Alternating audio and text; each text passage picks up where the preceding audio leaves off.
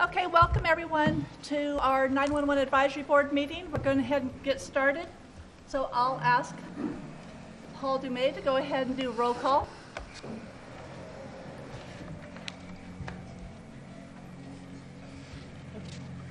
Sharon Wall. Present. Chief Scott Howland. Present. Charles Verdun. Present. Charles Cullen. Present. Jamie Young. Present. Chief Nathan Trower. Leslie J. Wilson. Chris Herring here on behalf of Leslie Wilson.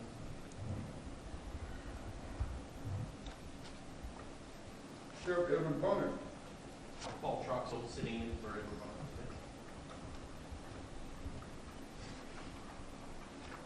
Sheriff James Bailey. Here.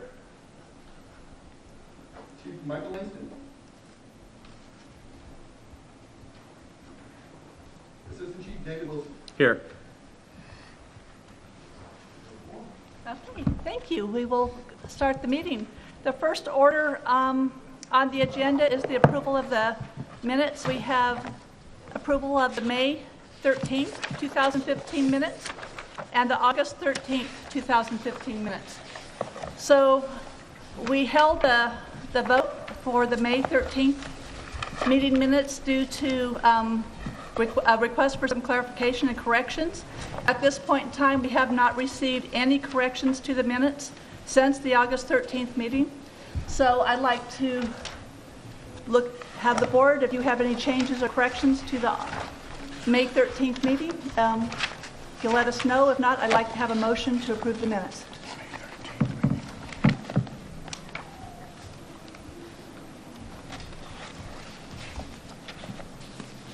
Karen, do you recall who asked for the corrections? It was a result from public comment, and the public comment was from PSN.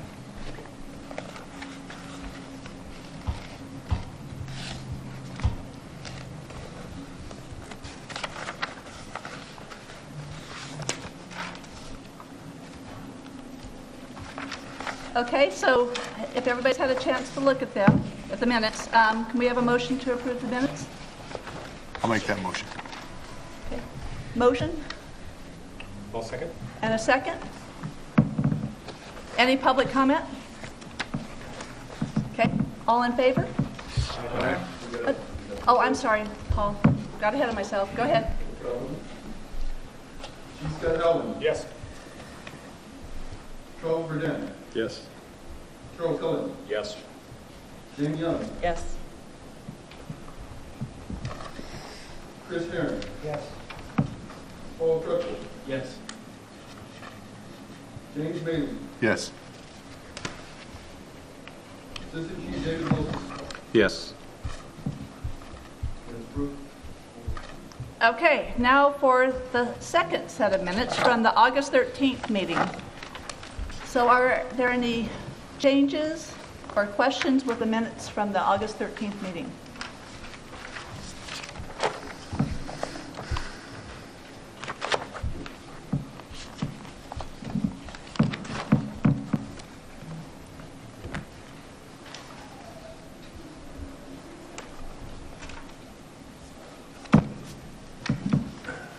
What I didn't see in here, and maybe I'm just missing it, is there was a request for the report on the cell towers that were misaligned, or cell sites that were potentially misaligned. There was some discussion on that, and then we requested that report be brought forward to the board. I believe that is in the minutes. It's in the minutes, okay. Let me take a quick look. When I went through it, I believe it. And we do have a report on that as well, Okay, good. but it does need to be in the minutes.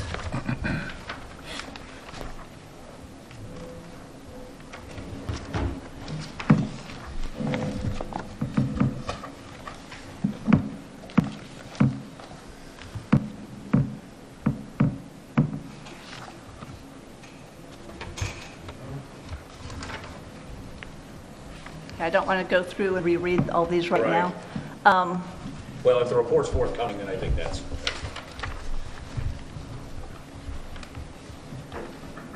Were there any other comments or changes? And what we can do is we can note that and make sure it's included in the, if it's not there already, which I believe it is, but if it's not, we can include it Okay. as part of the motion. Okay, is there any other changes? Do I have a motion? So moved. Do you want to state what I would the... move to approve the minutes with the addition of the request for the cell tower accuracy if it is not in this version. Okay. Do we have a second? Second. Any public comment? Okay, Paul, if you could go through the roll. Chief Scott Howland, Yes. Charles Burdan, Yes. Charles Cully, Yes. Jamie Young, Yes. Chris Herron, Yes. Paul Truxell, Yes. Sheriff James Maley, I'll abstain since I was not here that day. Assistant Chief David Wilson. Yes. Approved. Okay. Next item on the agenda is the closed session. Per Bagley King and Government Code Section 11126, subsection E, the board will convene in a closed session to discuss detailed information on 911 outages, pending litigation, and personnel matters. Do I have a motion to convene the closed session? So moved. Oh, you know what? I don't have to do that. We're good. Okay, so we are now going into a closed session. We will return shortly. Thank you.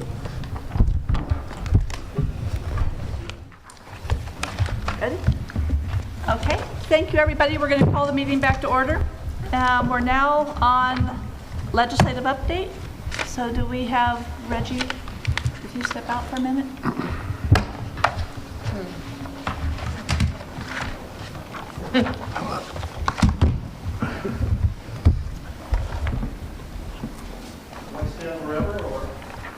Right there's Or you fine. can- Or you can come up here and Why don't you just come over here have a seat.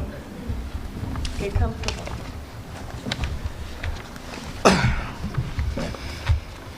Hello, folks. I'm Reggie Salvador, Chief of the Office of Legislative and External Affairs here at OES.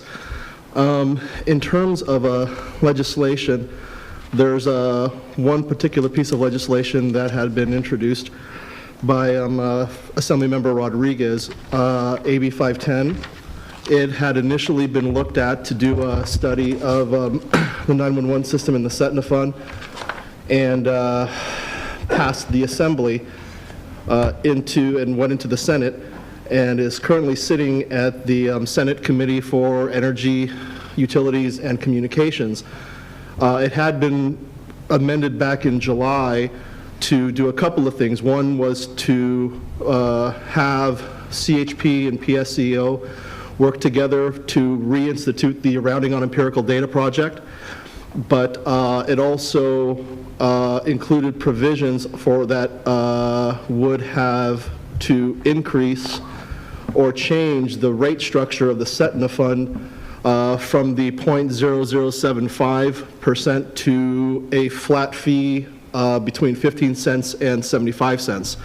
The author's office, it's now multiple authors. It is also with Assemblymember Williams and now also with Assemblymember Rodriguez. Ongoing discussions are continuing to be engaged in with both the administration and legislature as well as the legislative leadership. So we're just going to continue to track and see where the legislation goes. Board have any questions? Thank you. Thank you. Next item is our wireless accuracy update. Bill Anderson?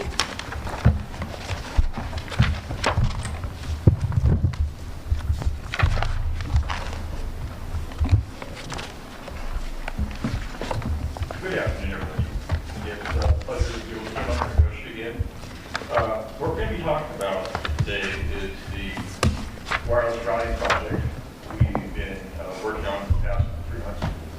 As you all remember, on August 1st, Cal OES initiated the wireless routing project to look at all the sectors in California with a single purpose to make sure that when a wireless phase 2 call comes in, that call is routed to the appropriate PSAP to take that call to ensure or to minimize the possibility of transferring that call.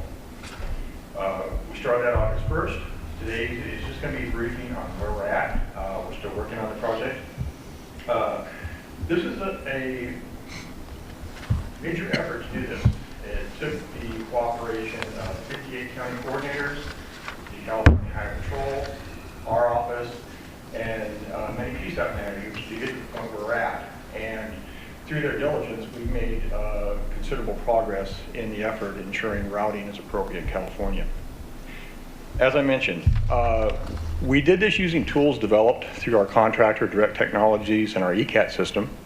And just to go through the process is the county coordinators and California Highway Patrol use the wireless transfer reports to look at sectors where they could see a high percentage of transfers occurring between a PSAP and another primary PSAP. Remember, we exclude primary to secondary, so this is really primary to primary PSAPs. And utilizing matrices that were put in place, they were able to reduce down the number of PSAPs so they could really just identify the ones that had excessive transfers. And then going from that particular point, they were able to visualize and actually look at where the phase 2 calls occurred, how they laid out in the sector, and how they occurred in reference to the sector and the PSAP. They were then able to make a decision on what was the appropriate PSAP that those calls should be routed to based on a visualization of where those phase 2 calls occurred on the map. So where are we at this point in time? The initial review of the sectors in California, we came up with 63,732 sectors that required further review. So the first review is really to get rid of low-hanging fruit. Sectors we knew weren't going to be a problem. Then taking the 63,732 sectors, there was additional criteria applied to that. That brought it down to the point where we really started looking at where the calls were coming from. And that's where we visualized each sector. The calls were plotted onto a map. We're able to make a decision at that point in time whether or not we think that call should be rerouted to a different PSAP than what is currently being routed to. Out of that, we ended up with 4,345 sectors that were recommended for reroute. So that is a PSAP recommending to another PSAP, CHP recommending to a PSAP, PSAP recommending to CHP. When I say PSAP, I mean county coordinator making the recommendation. Currently, we have 3,125 sectors that were approved for reroute. Now, the reason or the difference between the 4,300 and the 3,100 are there are still a number of sectors that are still going through the approval process between the county coordinator and the CHP. The majority of those are currently occurring in the LA County area. We expect to have those resolved shortly, so that will change that number. So when we look at the actual percentage of calls or sectors rerouted, when you just look at the number that we first identified, the 63,000, we've actually at this point in time approved 4.9% of that quantity. And when you look at the total number of sectors in California, we're actually at 1.04%. What does that mean?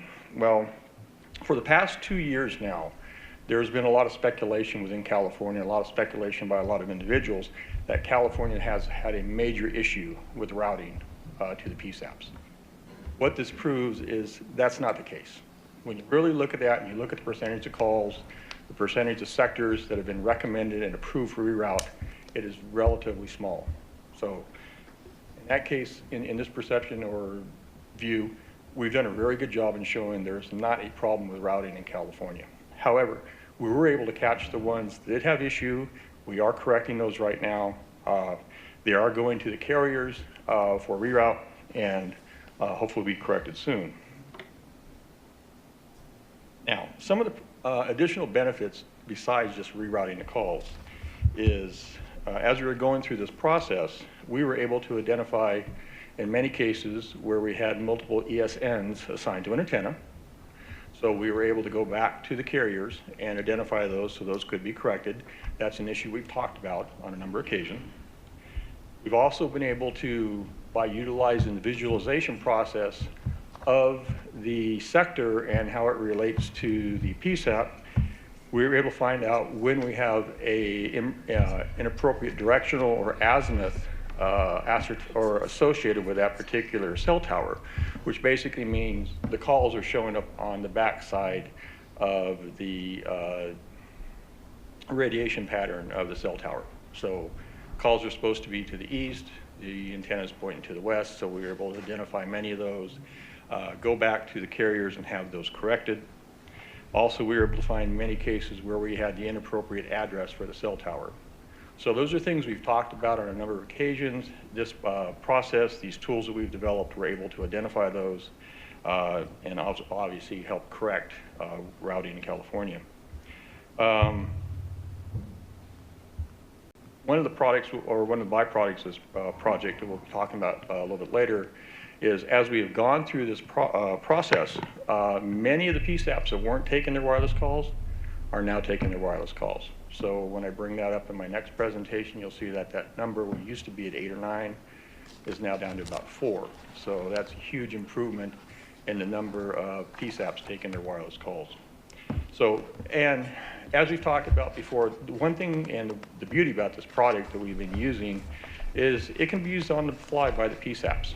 Whenever there's concern or there's assumption that a cell sector is not routing appropriate, that county coordinator or the CHP coordinator can bring that sector up anytime, day or night, and look at it, visualize where those calls are coming from, and we can work on that sector right away without having to request assistance from any particular vendor and be able to make corrections immediately.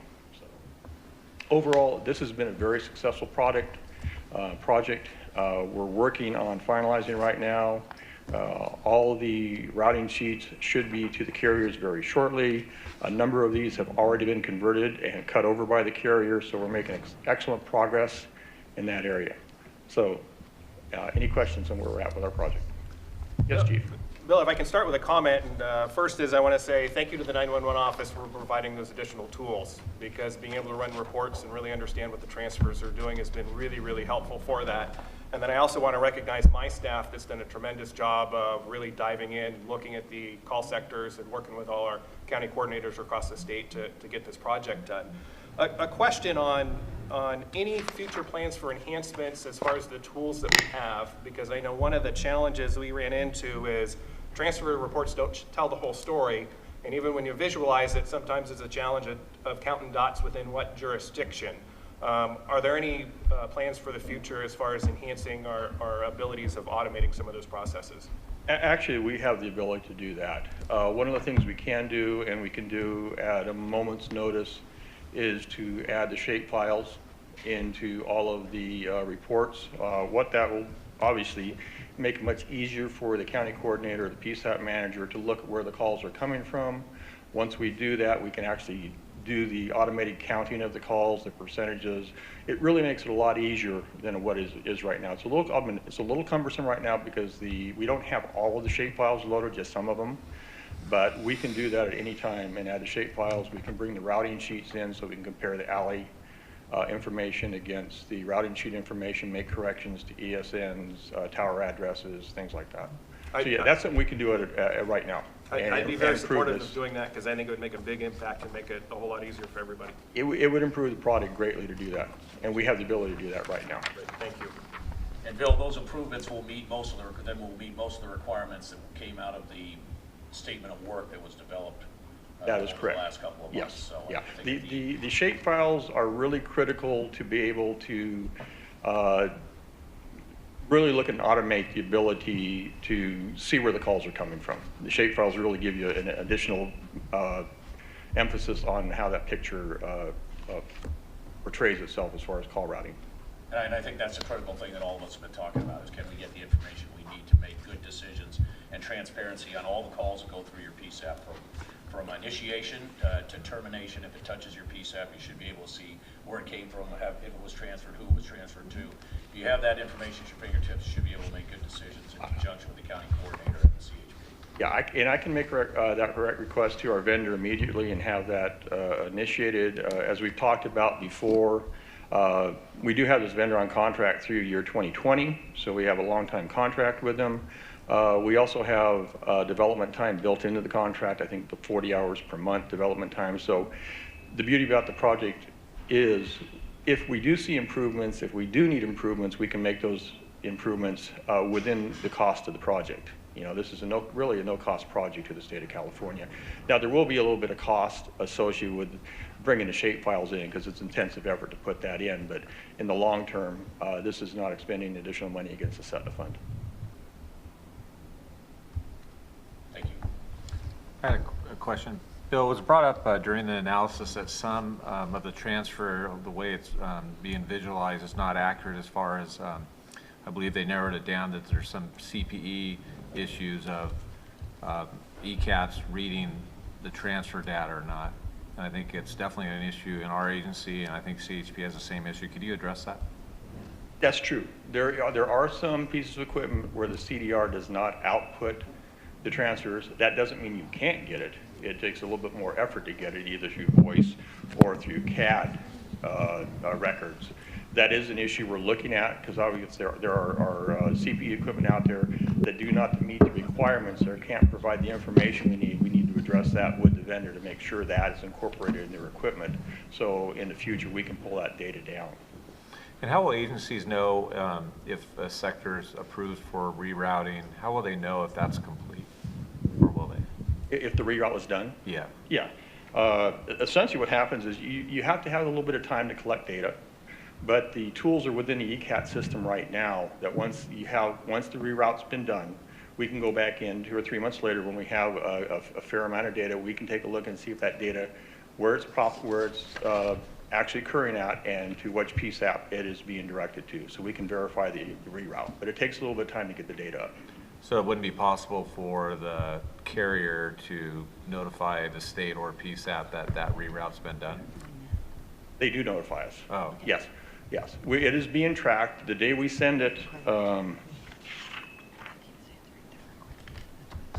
we track the day it is sent to the carrier, and we track it the day that the carrier I didn't do that. We're tracking the day the carrier notifies us that they have completed the reroute. And then shortly thereafter, once we collect data, we can go back and ensure that reroute was done. Okay, then we can also provide the letters from the carriers when they confirm that they've done the work to the PSAP, so they also know that the work's been done. Correct? I have to ask, Michelle, is that coming back as a letter? Yes, we are.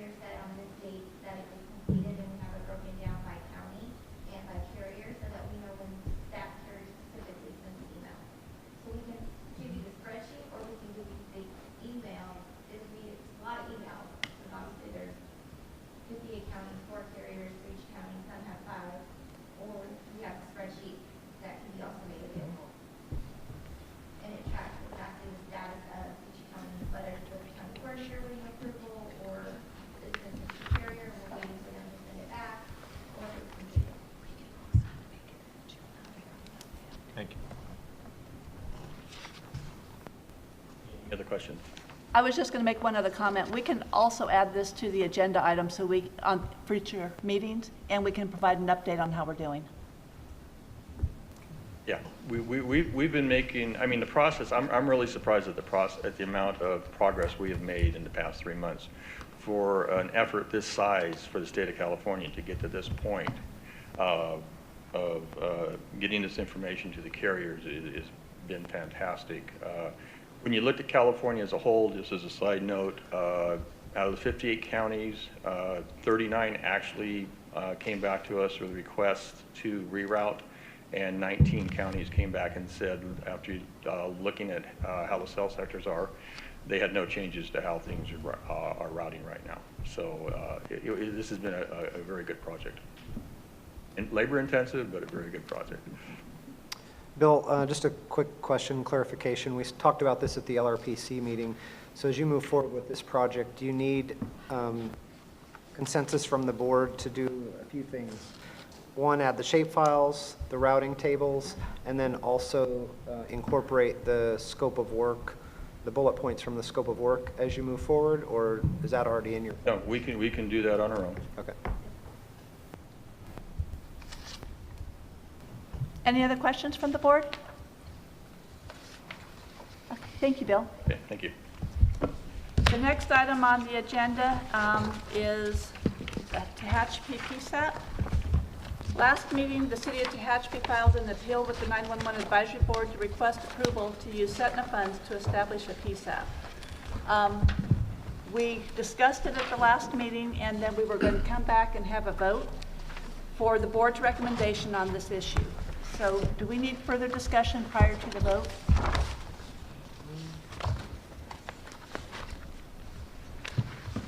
Karen, I wasn't here in the last meeting, so I'm not familiar with the issue, so I won't be able to vote if we don't have a thorough discussion about it. Okay.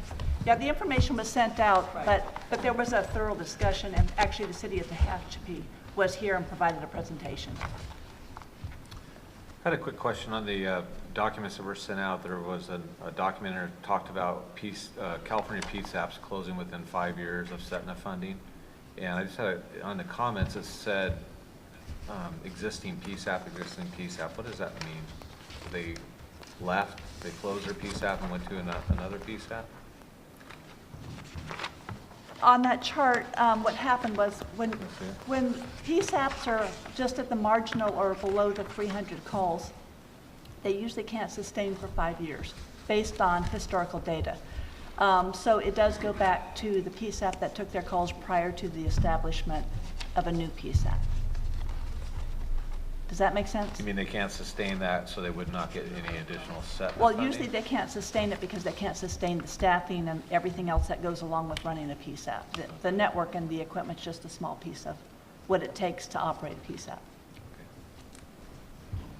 And by these numbers, the total for both Bear Valley and Tehachapi are underneath or below the 300 threshold right now. Correct. So- Bear Valley was grandfathered into To that, continuing right. as a PSAP, yes.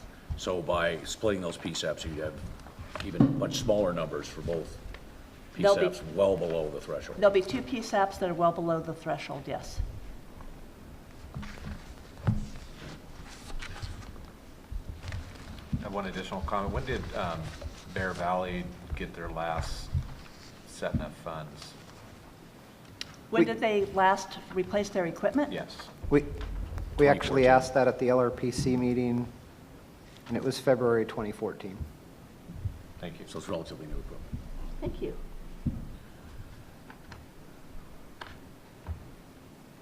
Okay, with no more discussion, do I have a motion on a vote for this, for the You might have recommendation? some public comment here. Oh, is there any? Oh, public comment, I'm sorry, please, if there's public comment. Please state your name. Thank you. I'm Jeff Kermode. I'm the interim police chief at Bear Valley PD. And I'm not here to either oppose or support Tehachapi's application, but based on some things that were said at your last meeting, my staff had watched the video of the meeting and I'd like to clarify maybe some misinformation or some misperceptions that came up at that last meeting. Just quickly by way of background, I have 36 years in law enforcement, 28 of those years down in Orange County, including 26 at Irvine, where among other things, I managed our communication center in PSAP. In 2006, I moved up to Tehachapi to start the Tehachapi Police Department and was there for 7.5 years. I've been at Bear Valley as the interim chief since the end of May.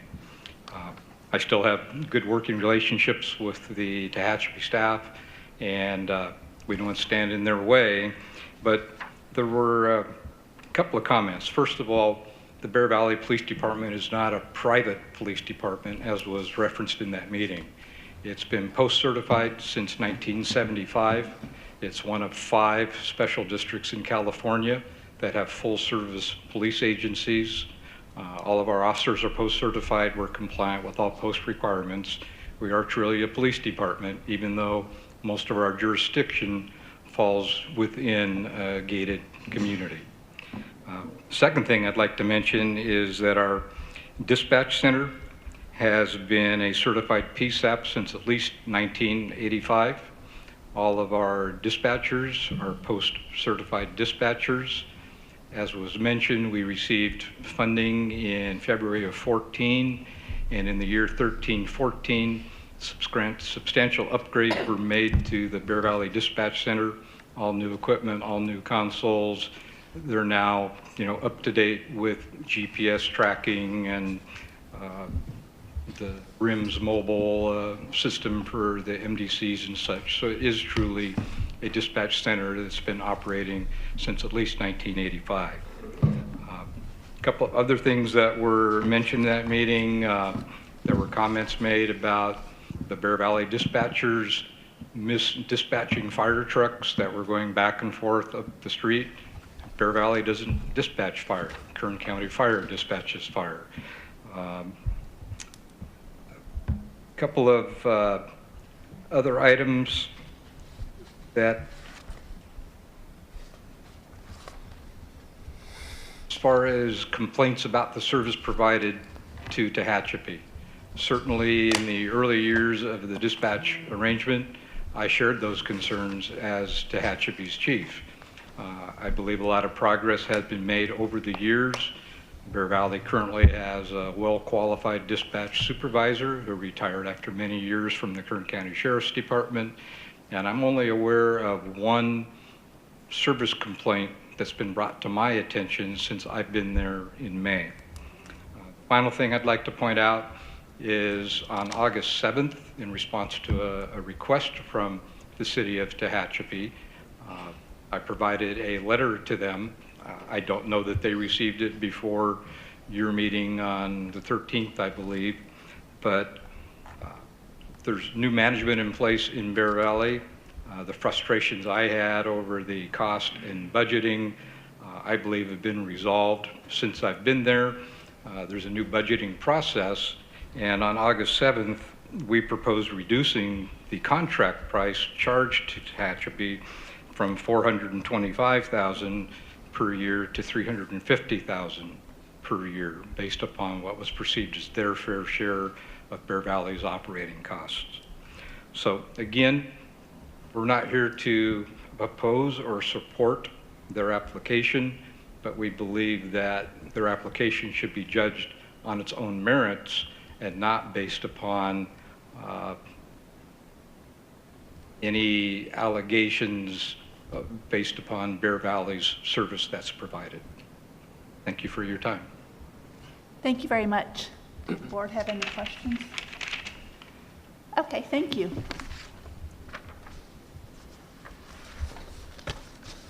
Okay, do I have a motion from the board? I make motion to proceed with the vote regarding Tehachapi's breakout for PSAP.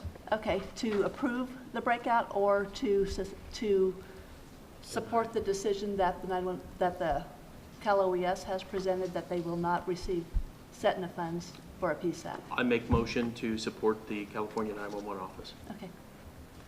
And do we have a second? Do you want to I want to clarify? Yes. Okay. So you're saying to go off of staff's recommendation of OES? That is correct. Okay, I will second that motion then. And Paul? Is there any further public comment? Okay, if we could have a vote.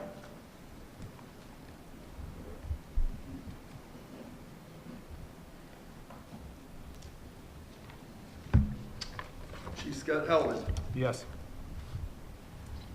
Charles Burdan, Yes. Charles Cullen, Yes. Jamie Young, Abstain. Chris Herron, Yes. Paul Truxell, Yes. Sheriff James Maley, Yes. Assistant Chief David Wilson, Yes.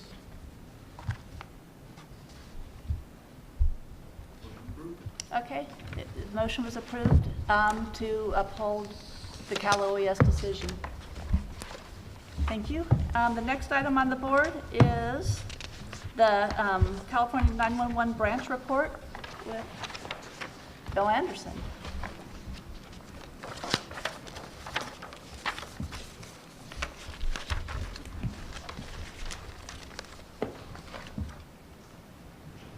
As always, we'll go ahead and start with the handouts that you have. There are 4 of them, but I'm really only going to address a couple of them in this morning. The first one is the fund condition statement, and this is one we see every time. And we discuss a lot about the condition of the Setna fund. Over the past 2 years, we've watched the fund continue to decline in revenue. And if you look at the fund condition statement and look at the last line, I think it tells a lot, because that gives you an indication of once we expend our money for the year, what's actually left over that we can carry over, and that is kind of our economic reserve that gets added to funds that come in the following fiscal year. And if you look at it, it's gone from $60 million reserve to $39 million reserve to a projected $18 million reserve for 15-16. We're looking at approximately a $15 to $18 million reduction in economic reserves per year. That's not good. When you look at the Setna graph, it is still projecting that late 16, 17, maybe early 17, 18, depending on how expenditures go, we will go into the red. So it's critical that by the January 1st of 2017, we have a method in place to restructure how the Setna collects funds. If you remember, the Setna itself collects its funds on a calendar year. We expend our funds, of course, on a fiscal year, but if we do not start collecting funds to maintain our existing system, I'm not even talking about next gen right now, but we need to be able to start collecting funds to maintain our system. We are going to be in the red, and we're going to have to look at ways to cut funding in some areas. So that's very, very critical. The next... Bill, I wanted to add one other thing. Yes. To note that there will be an audit, a complete audit, upside down, back and forth, to look at the Setna fund, to go through to truly validate where we're at and what the funding is for the future. So I wanted to let everyone know that that's also being done. Do we know what the timeline is on that audit? It's just out for bid now. Okay. So, and bids will be coming back by probably the end of the month. One of the things of note is I sit on the NASNA board, the National Association of State 911 Administrators, and I just returned from our annual meeting, and every state is going through this issue. We are not the only state. And NASNA is looking together to try and develop a consistent funding model that all states can utilize, because we all see the same issue. We all are having the same problems of maintaining funding and also be able to build up funding for next-gen development, because it's an expensive proposition no matter how you look at to move into the next. So the next handout was the wireless 911 deployment status. And in my first presentation, I made mention that when we did the wireless routing project, it had some very good benefits in this area. And if you look at that handout, it's consistently been 11, 10, 9 PSAPs not taking their wireless calls now. Due to the collaboration between the county coordinators, CHP, PSAPs, we've reduced that now from 8 to 4 PSAPs. So in California right now, we only have 4 PSAPs who are not taking their wireless calls. You have a second sheet that kind of goes over the reasoning why they're not able to take it. It could be in 2 of them. I believe it's Cal Poly. They're okay with it, and they'll be submitting a letter of authorization, so we could see that to drop to 3 in the near future. But in terms of improvement, that's 50% improvement over where we were last time we had this meeting. So we are making progress in getting PSAPs to take their wireless calls in California. The 4th document is just a review of the Wireless Technical Overview Services Project, information from the final document provided to us by the contractor. And I just wanted to make one comment on the wireless deployment status.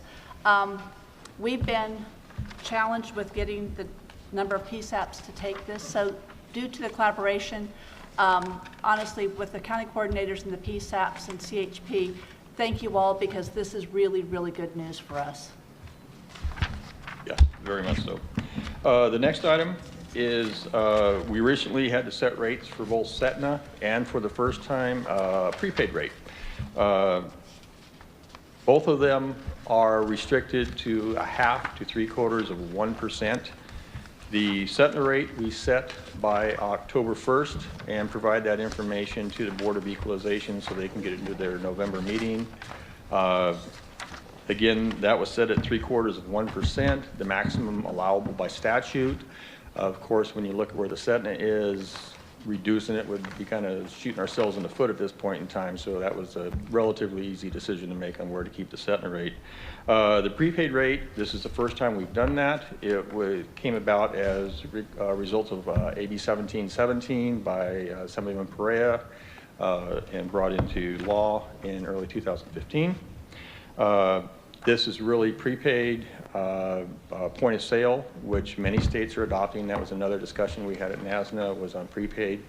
So this is our first time setting the rate. Requirements on that are we get the calculations from the California Public Utilities Commission on October 8th. We are required by statute to use their calculations method. We have to in turn provide the recommended rate back to the Board of Equalization on the 15th. So we have a very short time frame to turn this rate around and get it back to them. Again, because of the condition of the Setna, calculations came out that we currently have to keep that at the maximum. So we'll see how much impact that really has to the Setna fund this year. To be honest with you, it's not going to be the savior of it, and I don't really expect it to see much change at all due to the prepaid. But they are two separate calculations we will be making in the future to come. Third item. Text to Bill, I just wanted to add one more thing to that. When we were going through this process, there was a lot of anecdotal information that we were getting funds for the prepaids already. So through this year, we will really be able to identify if there will be additional funds brought in through this prepaid process.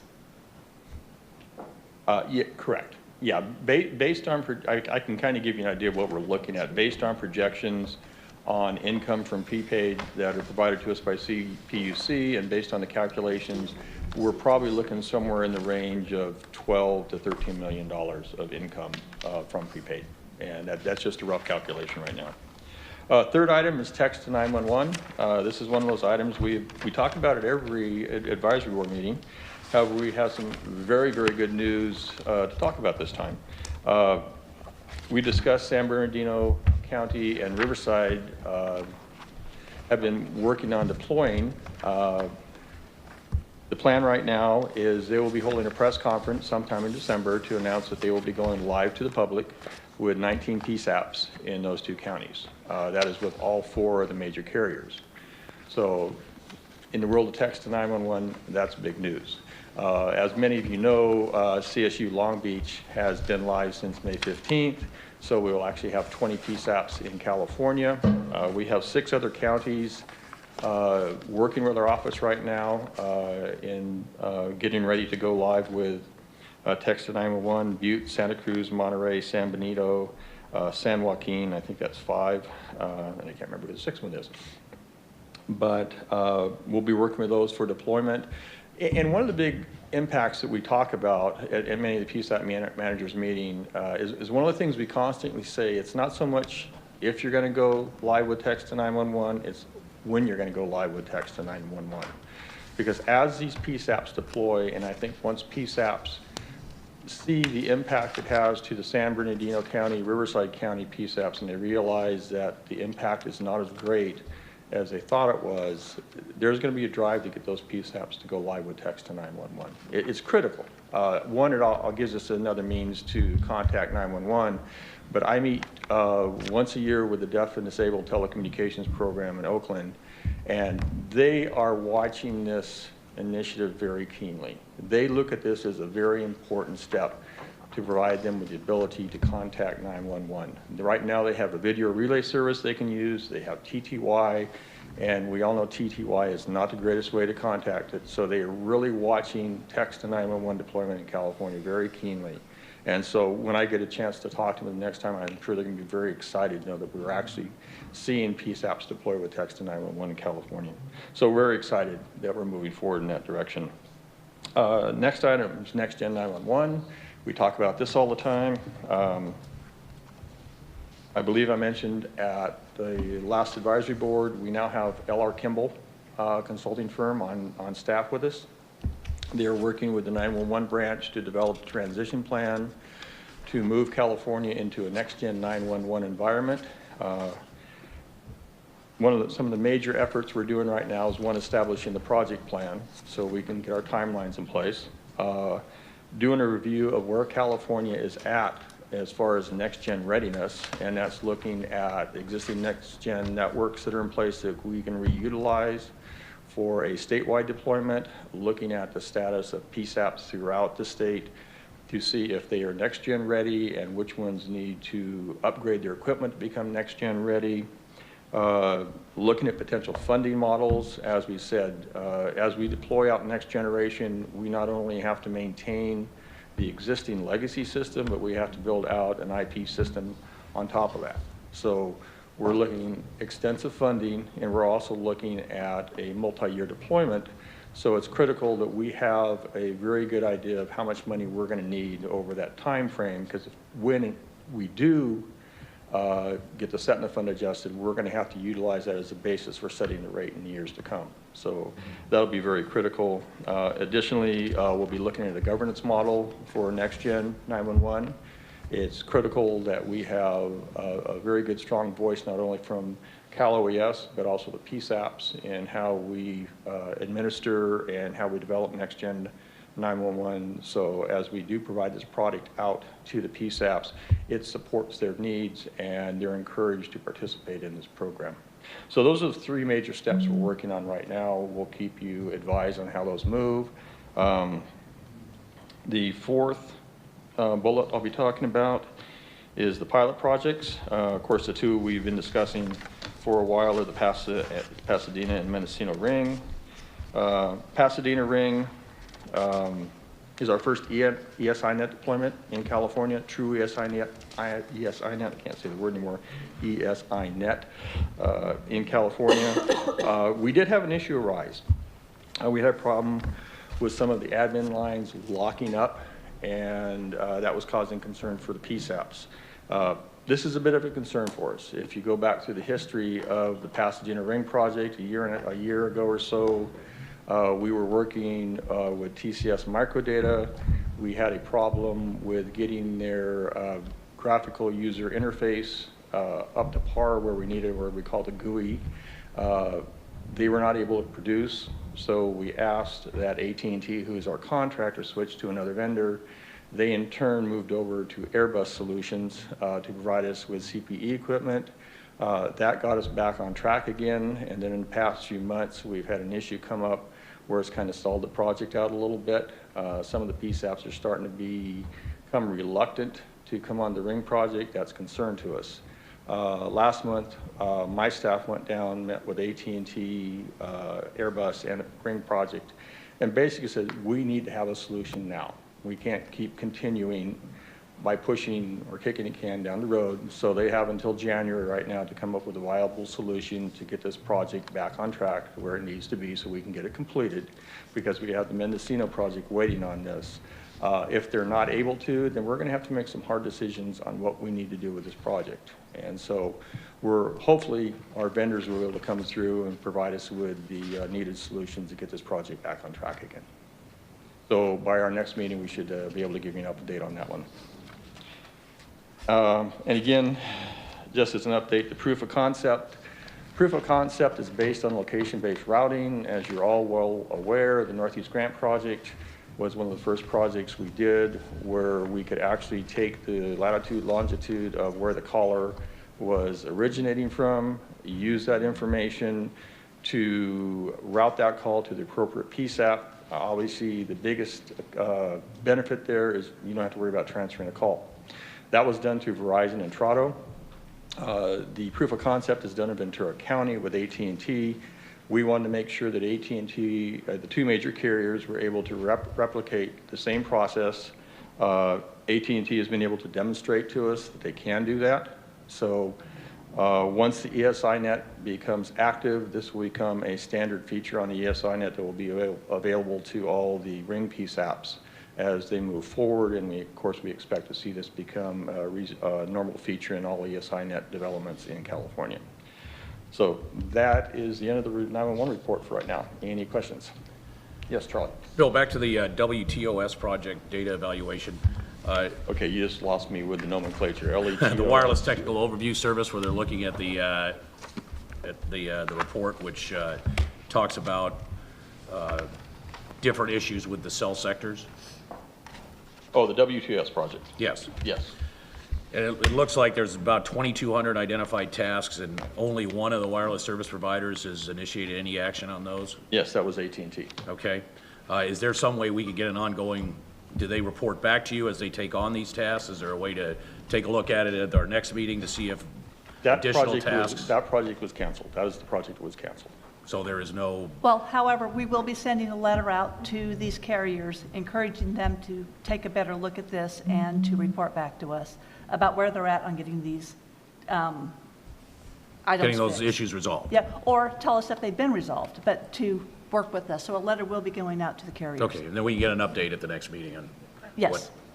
what the response was. Thank you. Thank you. Okay, Mr. Colin, you're up next. Oh, thank you. So the LRPC meeting today, we discussed really two major topics. One is the letter that the state office sent out to all of the board members. And Paul, if we could get the revisions on the screen, I think this is going to be sent out electronically to everybody. But we did take a good look at the language here and made some revisions. There was also some discussion with the state office and Bill about whether it's appropriate for this to come out under the heading of the State 911 Advisory Board or from Director Ghilarducci or possibly both. And I think that we thought that it would be better discussed at this venue rather than in the LRPC, but both of those options were mentioned. But I think if we can take a look at the letter here and briefly read through it, we may need a little more time to consider it after the meeting, but you can see the direction we were going in and some of the changes that we made to that document.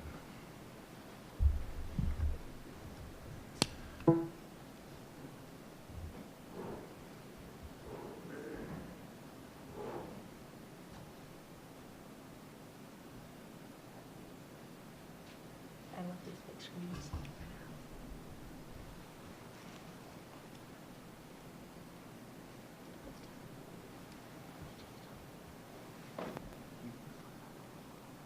Was it all the way at the top? Paul, I think it was at the top. It might have been. The very top. Go by date modified at the very top. Keep going. Yeah.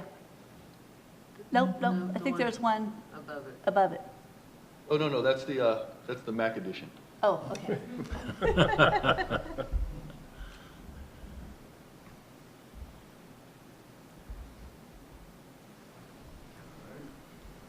He's good.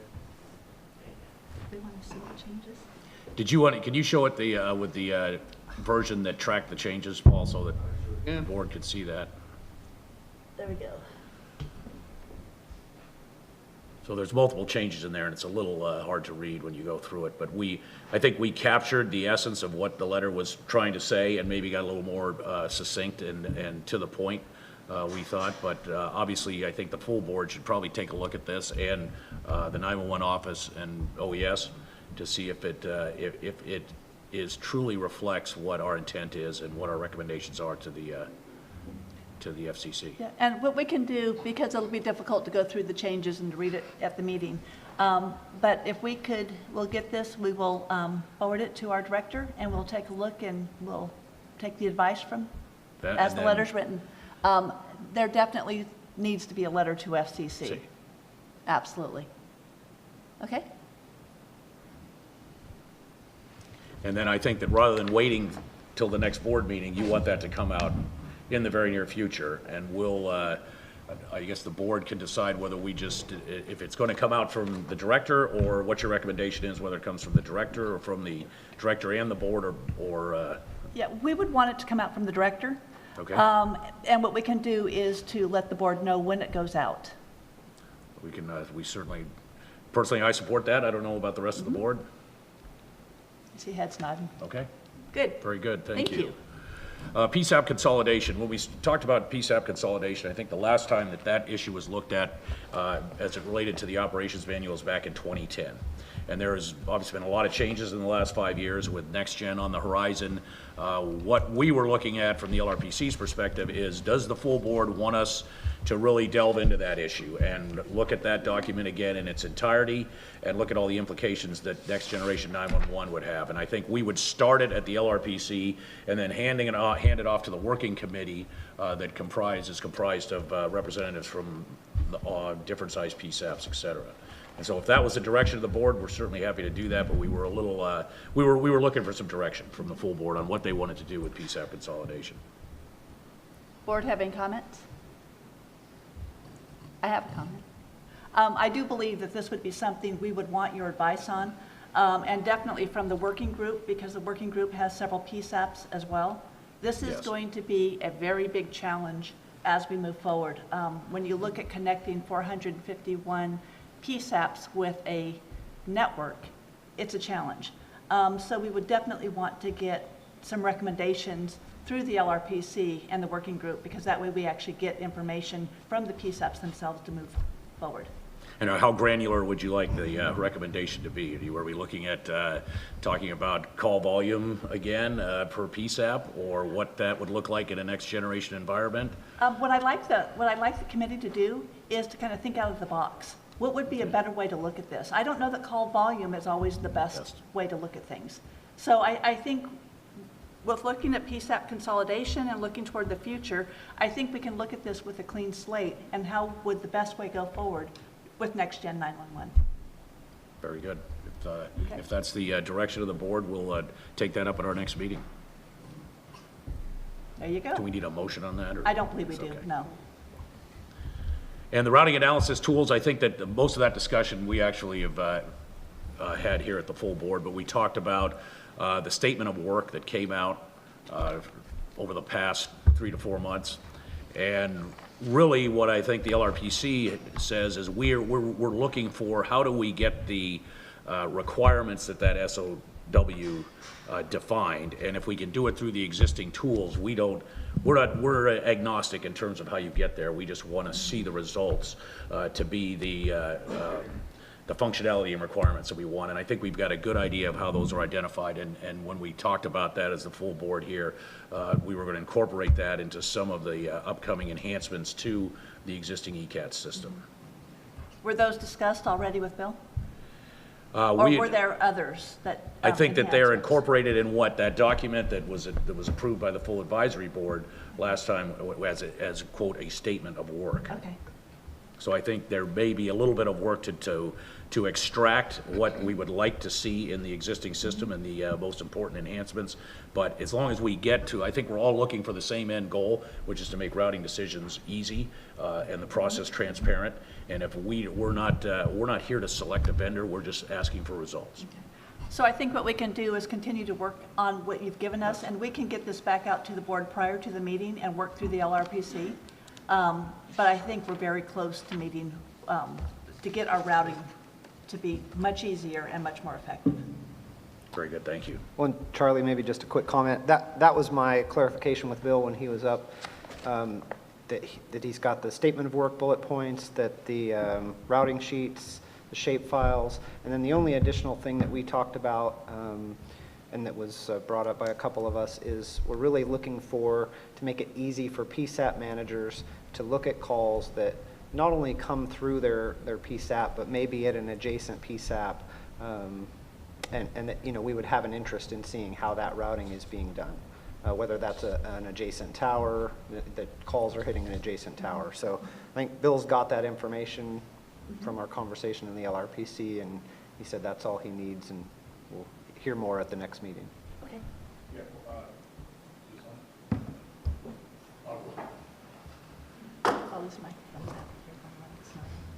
Yeah, I do have a copy of the statement of work, and what I can do is I can sit down with our vendor and go through that with them and make sure we can address all those issues. Any ones we can't, then I can get back together with the LRPC and we can discuss those if they can or can't be done, or how we can go about doing it. Maybe a little bit different than what was presented, but we'll work with our vendor right now on that. And I don't think we need to wait till the next meeting to get back to the board, correct? We should be able to give the board the status prior to the next meeting. I can do that, yes. I will start working on that next week. Okay. And Next Generation 911, I don't know that we had a full discussion on that. I believe that that there's a consultant that's looking at the path for Next Gen 911. If you wanted the LRPC or the working group to be involved in that process, certainly we would be available to provide input or advice if requested to do so. Thank you. So we'll take it on direction that the next task for us is to take a look at PSAP consolidation, at least outline some broad issues and potential points of discussion, and then pass it on to the working group. Mm-hmm. We'll take that as our next assignment. Thank you. Any other comments, questions? Okay. The next board item, and now I've buried everything. County coordinator. County coordinator report.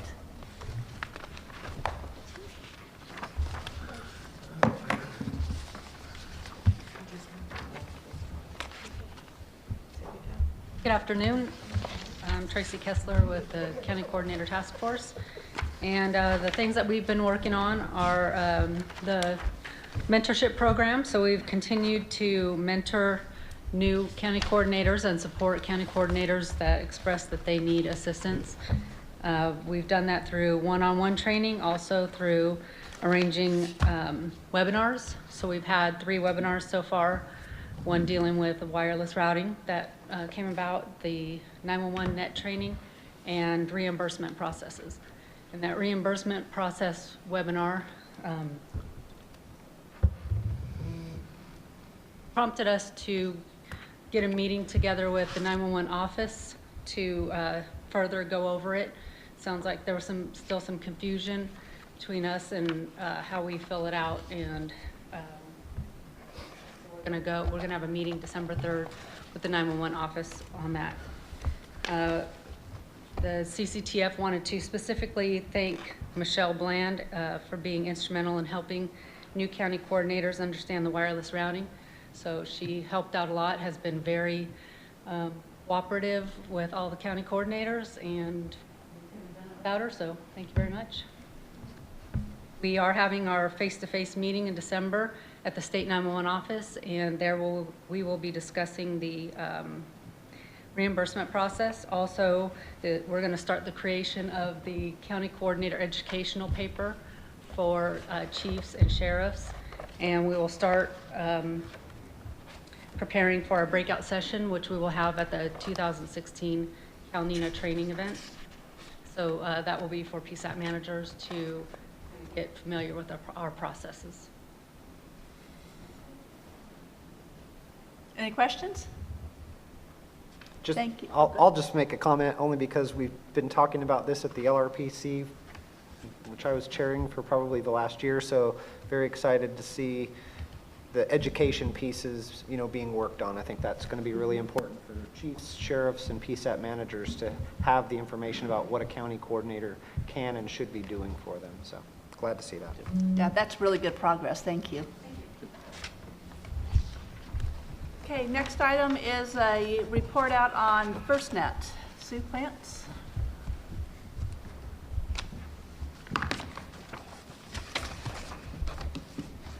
Good afternoon.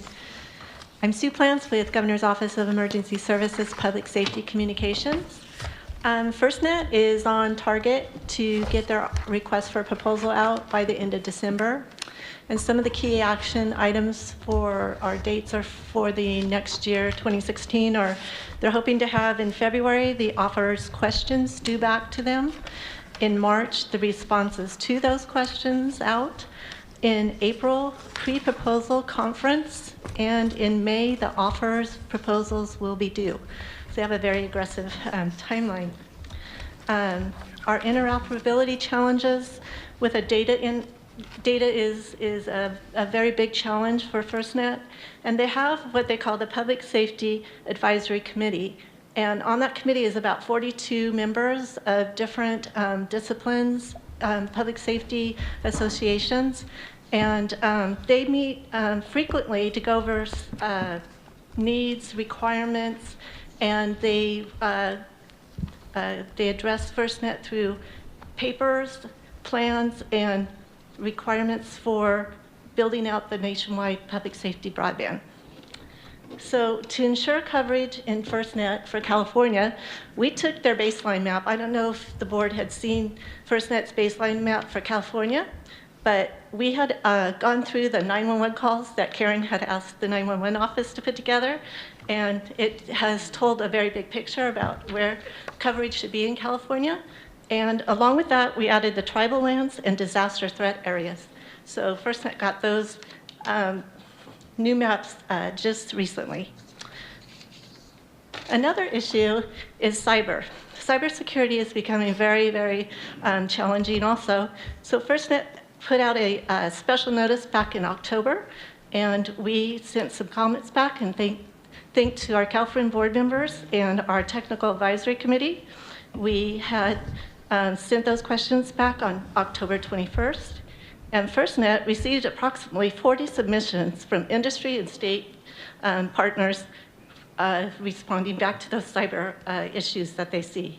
Some of our upcoming events that we're looking forward to is next Thursday, we have a programmatic environmental impact statement meeting with the state of Oregon. They had requested if we would partner with them and bring FirstNet out to California, so we will have that next Thursday. That will be talking about the NEPA and the CEQA acts that ensure infrastructure build out on sacred grounds and complying with all the rules and regulations there. We have a December 2nd California board meeting coming up, and that will be here in Sacramento. On December 16th, we have an agricultural focus town hall. We are still looking at the venue, where the venue will be. We're trying to look in Fresno area. And our state agency town hall will be determined pretty soon. We had to cancel due to a broadband forum that was competing with that same date. Any questions? Okay, thank you. If you heard the timelines, FirstNet RFP is a very, very aggressive schedule. Very aggressive. So we will be tracking that. Based on the RFP as well, we will get the state plan once the RFP is awarded. So I know there's a lot of anticipation. We'll be getting our state plan. It could be anywhere from, I don't know, 1.5 to 2 years, depending on when the award of the RFP is. So we'll be tracking that to kind of track when we'll be getting the state plan. And Karen, what is the opt-in, opt-out decision point? Okay, the opt-in, opt-out decision point is after we get the state plan. Our intentions is to work very closely with FirstNet on the state plan so there's no surprises. And we're also looking at what does it mean to opt out. So we do have a decision paper that the governor will be able to look at.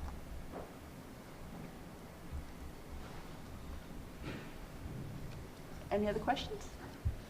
Okay. Next item. I gotta get caught up here.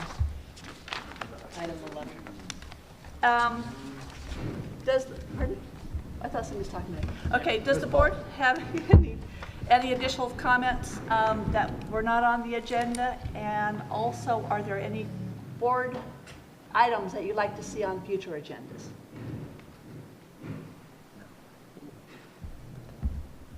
Nothing? Okay, we'll continue on, and we'll, of course, ask you again prior to the meeting to see if there's anything you'd like to have on the agenda. And now we'd like to open it up for public comment. We'd like to keep the comments to 3 minutes, so is there any public comment today? Please state your name and who you're with. My name is Chris Duxler. I'm with ECATS. I just wanted to provide some clarification on some of the things that were said today. There was mention made that the existing state contract has customization hours built in. I think the number that was given was 40 hours a week. I just want to correct everybody. It's 160 hours a month, 40 hours a week, 2,080 per year. It's a full-time development resource dedicated to the state of California to realize anything that the State 911 Board or OAS may need. This includes the statement of work and the items that you guys will be providing to us. That's all I wanted to say. Thank you. Any questions? Thank you. Any other public comment today? Okay, with that, the board is adjourned. Thank you all very much.